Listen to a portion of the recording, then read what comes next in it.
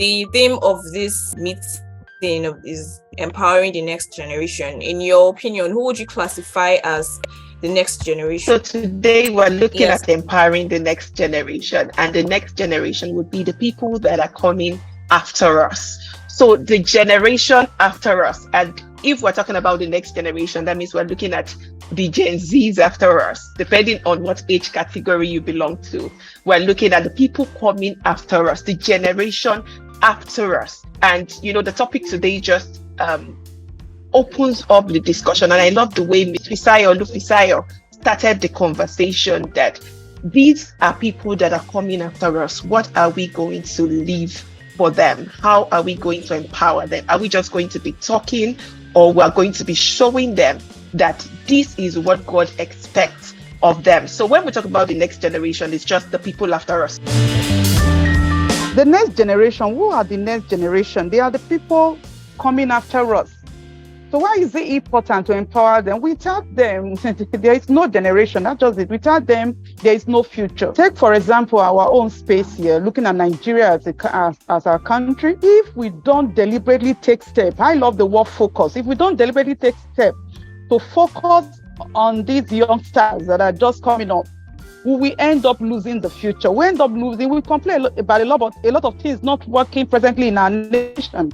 And we want things to work. And sometimes we even pray for a sort of miracle to just happen, and everything just, it won't happen that way if we don't start taking the necessary steps to groom these youngsters. It is not about what we tell them to do. What is our lifestyle? Our lifestyle is shouting louder, is speaking louder. Are we doing those things that we want them to imitate and emulate? So I want to crave our indulgence. Every one of us do it. Yeah, for me, when I speak like, this is a crusade, because I'm very passionate about young people. This is a crusade, so we must not shut up. Things are not working well. For me, I see it as a very crucial thing to groom our next generation. And because I am a product of that grooming, I'll always mention that whenever I have to talk about things like this.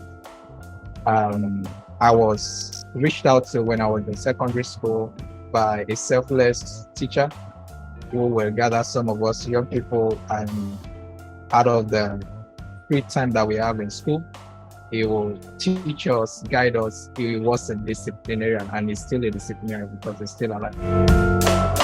Modeling for me is very important and key to passing on information.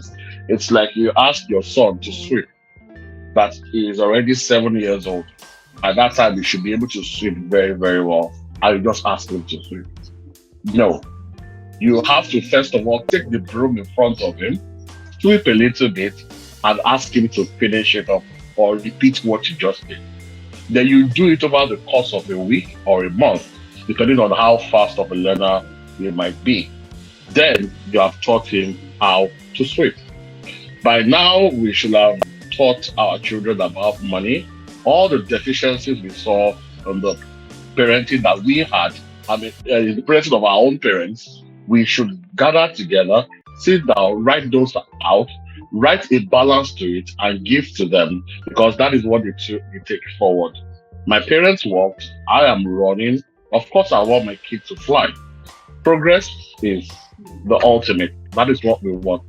We don't want you to expand sideways. We want you to go forward. So for me, empower the youth means that we have to get them involved today in all what we do, in our parenting, in our work, in our politics, in our finances, in our health balance, in our education. It depends on if you want to listen. Nobody in this world, no two persons have the same exact idea or perspectives on anything. So while we are mentoring, we are also gaining some experience. But the fact that you're able to tell a youth that I am leaving this responsibility to you at this age makes them better by the time they get to our age. Personally, I'm very passionate about the younger generation because really they are our future, and whatever we pour into them is what we're going to see in the future, and it starts with every one of us. Like Ms. Joy was just saying, everyone has a role to play in this. It's not about me. It's not because I'm working with children. It's not because I'm working with teenagers. It's about every one of us. And it's really important because, one, the first thing I want to say is that God is interested in this generation. God is interested in empowering the next generation. And from Psalms, it's Psalm 76. Verse 4 thereabout, that talks about, it says, we will not hide this information from our children, so that the ones that are coming after them will know this God. And I was sharing with Sister Mavi that there is a particular scripture in the Bible that really scares me when I think about it. That's in Judges, where it was talking about a generation that came after Joshua that did not know about God. And I believe that this happened because people did not take the responsibility of talking to the younger generation about what God had done in their own generation. So I believe that it's really important for us to equip this next generation so that they are not confused. We see a lot of confusion in the world. People are identifying as different things, as Fisayo said, people identify as different things. People are confused about their identity. So if we don't take the responsibility to do it through the strategies that God has given to us, like Sister Mabi have just done with this powerful book she's launching today, then we're going to see a lot of things are still going to go wrong. So God is counting on every one of us to take up the roles He has given to us in our different mountains of influence, to start doing what He has given to us to do. Because if we don't do it, who will do it? That's the question I want to ask. If we don't take it as our responsibility, who will do it for us?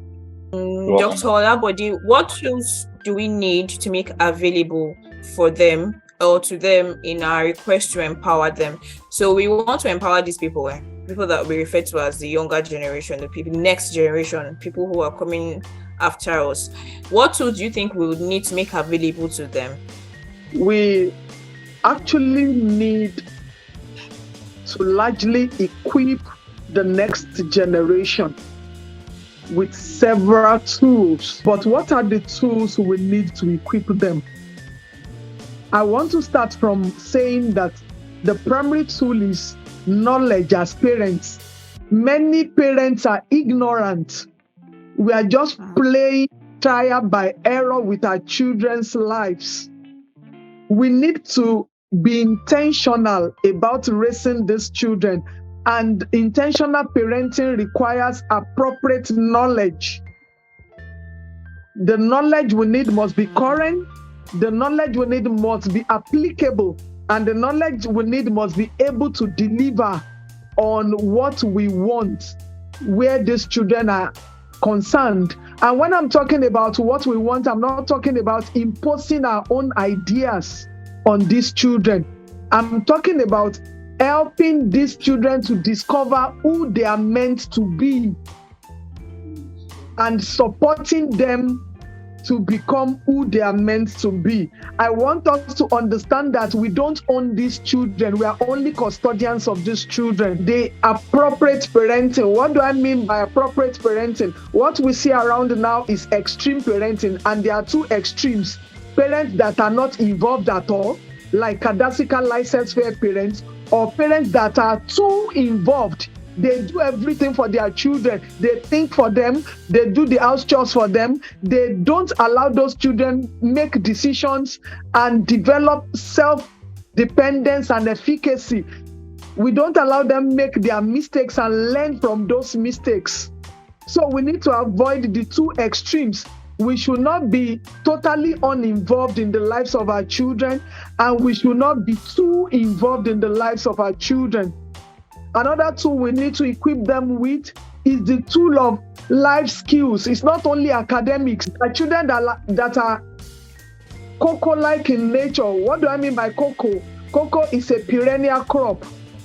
They do well, but it takes a longer period. Then there are starter kind of crops like maize that do well under 3 months. So we should be able to understand our children, their personalities, know the differences, and don't place the pressure of a child that is maize-like on a child that is cocoa-like. We should school ourselves to be able to support them to be the very best they can be. We should also empower our children by respecting them We expect our children to respect us, but we should also respect them in return. Respect is reciprocal. I had to learn that in a hard way. When I give my children instruction, before I learn better, and my children ask me why they need to do what I told them to do, I will say, because I told you so. That's not right.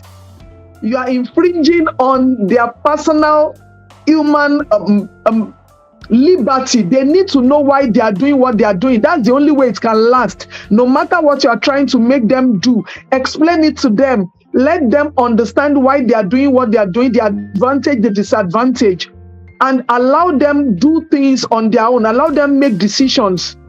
You can guide them, but do not make their decisions for them. Help them to develop their own thought processes. Help them to see life the way it is. Don't overshield them. Also, God matters. God matters. These children belong to God. These children should be made to know God, should be made to love God, should be made to learn to depend on God. Let me rest my case for the sake of time.